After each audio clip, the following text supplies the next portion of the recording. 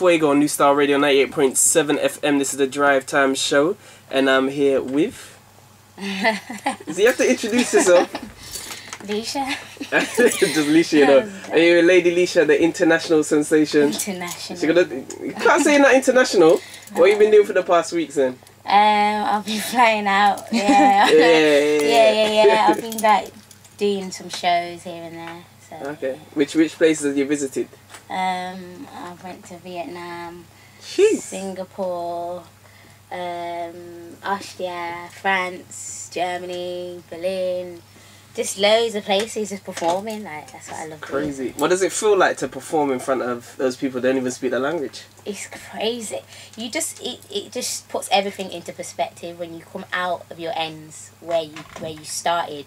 You build like a strong support team. I don't like to say fan base. I don't like that word fan. But like you build like supporters, and then you become bigger than you actually think you're going to be. And then you come out of the ends, like, I don't know, America, you perform to older people that are much older than you, and they love you. It's just mad that, like, I go and I perform to people that are much older than me, and they absolutely love it, and it's just mad. I think that's crazy. And speaking of America, you were there in a Red Bull clash. Oh, yeah. Mad. How did that come about?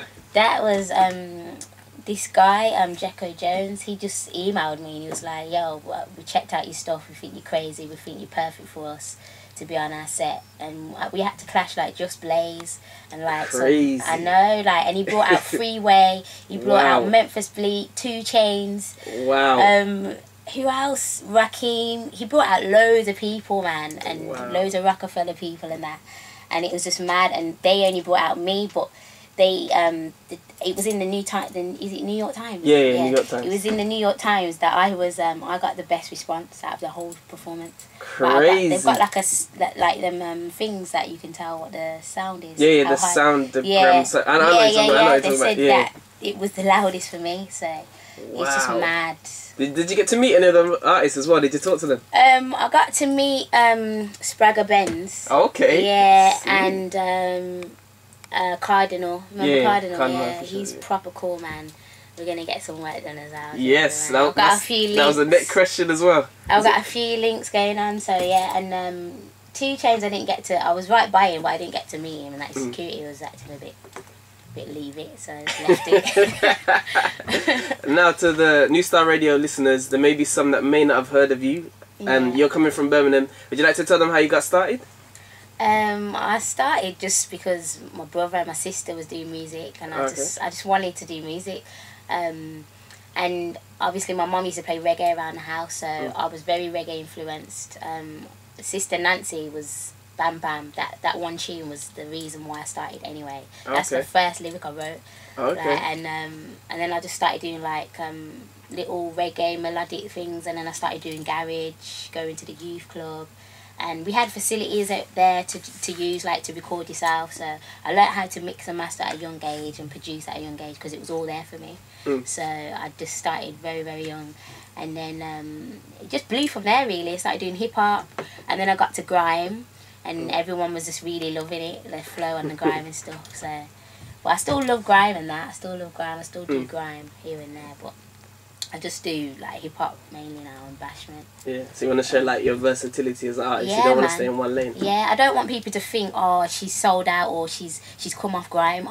I started on drum and bass. That's how I started. I started on drum and bass. That's how I got my little fast flow. Then I listened to a little bit of reggae. Then it was hip hop. That's how I discovered Eminem and Lil Wayne. And then it was garage, and then it was grime. So it's kind of like that was my last kind of venture. You know what I mean? That's big. So you put all of that music together and infuse it into your style. And that's who I am, yeah. So. And there's a little not known fact. You put a little Instagram picture up a few weeks ago, and I was like, yes, finally. What? You DJ as well, yeah. Yeah. I used to DJ as well when I was like 13. Like, from what you told me, you DJ'd and MC'd at the same time. Yeah, that's what I used to do, man. I used to record myself. I used to mix the same tunes over and over, drum and bass, Wolf and Chopper, and just spit all over it, like do the little fast skippy flow and that. So. Crazy. Yeah, man. So could we get Alicia guest mix on the show, yeah? Yeah, Maves. I don't know. Okay. Now, what are your plans for the rest of the year? What can we expect from Lady Leshurr? You can expect an EP coming out next month.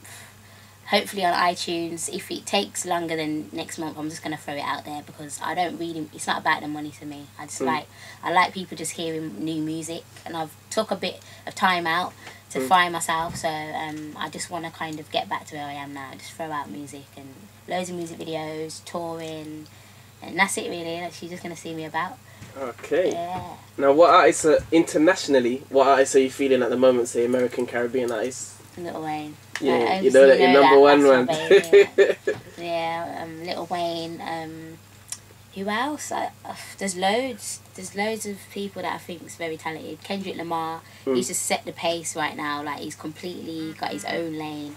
He's real. He's brought lyricism back. I love that. Like now everyone's trying to do different flows and that. Like it's good that he's just kept everyone on their toes. Drake's obviously killing it. Young Money's obviously killing it. You know. So yeah. Okay. Now to a local side, are there any Birmingham artists, up and coming artists that you're feeling? Of course, but they've already know, like C4, like, I was listening to him today actually. I don't know, like, I can't really think off my toes.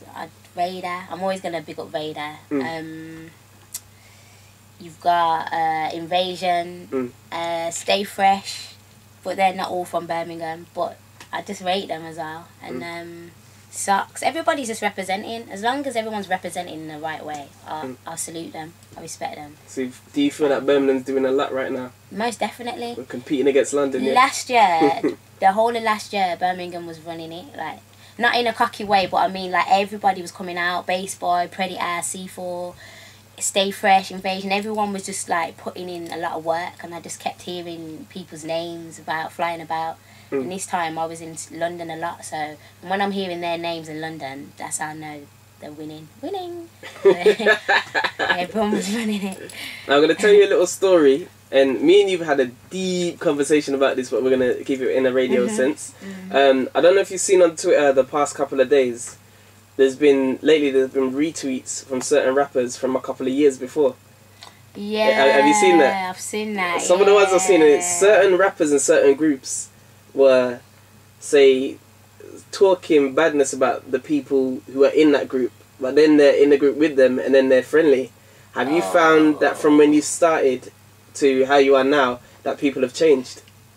I won't say anybody's changed. I think people think I've changed, and it's just a bit awkward. Like, I come back to Brum, and sometimes I just feel a little bit awkward around people because I feel like they feel I've changed. They act a bit weird about me, but I'm just the same, so I'm still going to be the same. And I remember one time I met Vader in London, and he come down to One Extra, and he thought, I could tell that he thought that I might have changed, just the way I am and that. But then I was just talking, chilling, and I was like, it's just good to see you and that. And he's like, I can't believe you haven't changed. Like, I thought you would have changed, like, you're just the same. And that it's just nice to be reassured that, you know, that you're still the same. Like, I'm not changing for anyone, but some people may think I've changed just because I haven't been about that much. I'm just doing my thing, but it's not that. So, you know, it's just a bit... Okay. Now, if you remember, you had your record label that you started. Are you still doing that, or is that on the back burner at the moment? Yeah, I'm still doing it. I'm going to be doing a project very soon. Okay. I'm going to start pushing people from it as well. Like, I'm doing producing more. Okay. And I'm just taking a break a bit from rapping. And I'm just going to, like, kind of venture off to do different things because... I don't know, I feel like, you know how Lil Wayne said that he wants to quit and that because he's found another passion. Yeah. I've gone back to producing a bit now, and I feel more excited about doing that. So I think I'm just going to start producing a bit more now and start pushing people because I just love helping people. That's one thing that I've always wanted to be, like, build my own kind of Young Money, so to say, like my own kind of little team. So that's what I'm going to be doing, yeah. Okay, well that was Lady Leshurr. Now, since you don't send me songs, I definitely want which you're featured on with Tanya Lacey. But before we get into that, would you like to tell the New Star Radio listeners where they can keep up to date with you, your Twitter, website, Facebook, everything? Yeah, you can catch me on twitter.com/Lady Leshurr. That's LESHURR. Facebook is the same, Lady Leshurr support page. YouTube, it's Lady Leshurr. And that's it. Boom, bomb.